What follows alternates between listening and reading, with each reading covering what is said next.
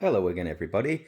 Super quick video for you today, actually, and it's a bit like the old days when I used to make videos like this. So this is an issue that you might have with your RC-600, and it's to do with the MIDI clock. So when you record a loop and you press stop, your MIDI clock might stop being sent out to an external device. In this case, I'm using the trusty HX Stomp. So let me just show you what I mean. We record a loop, let's say on track 1 here, and then I play that loop back.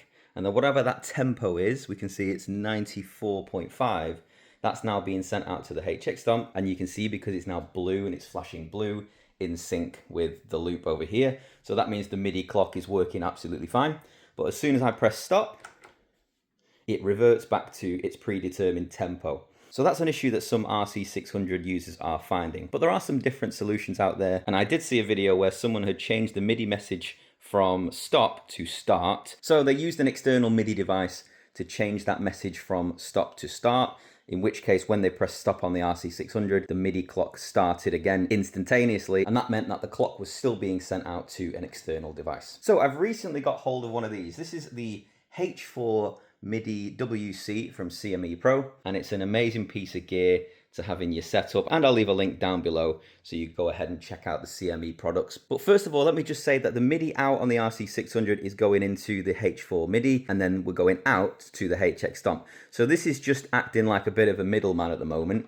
When I press play, the clock is being sent out to the HX Stomp. When I press stop, the clock stops sending and the HX Stomp reverts back to its predetermined tempo. So what I want to have happen here is me to press play on the loop, and when I press stop, I need the clock to still be being sent out to the HX Stomp in case I'm using some time-based effects like delays, etc. And I want those delays to stay in time with the track.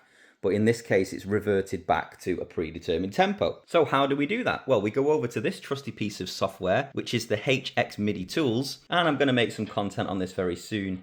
But I'm just going to show you that I've got my MIDI in one going to the MIDI out one.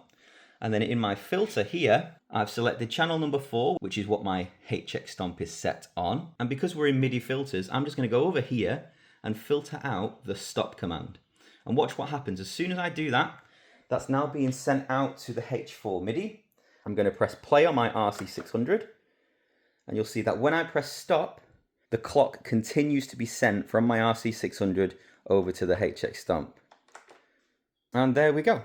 The HX Stomp is continuing to stay in sync with the RC600. Despite me pressing stop, that clock is still being sent out to the HX Stomp. So this piece of gear here is absolutely incredible for this kind of fix.